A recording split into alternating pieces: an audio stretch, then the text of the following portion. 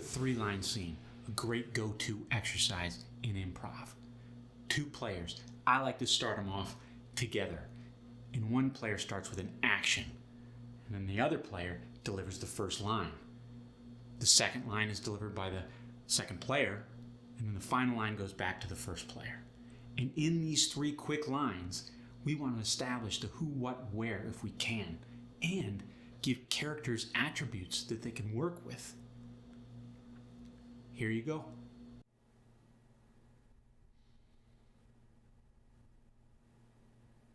Made your favorite soup for your birthday.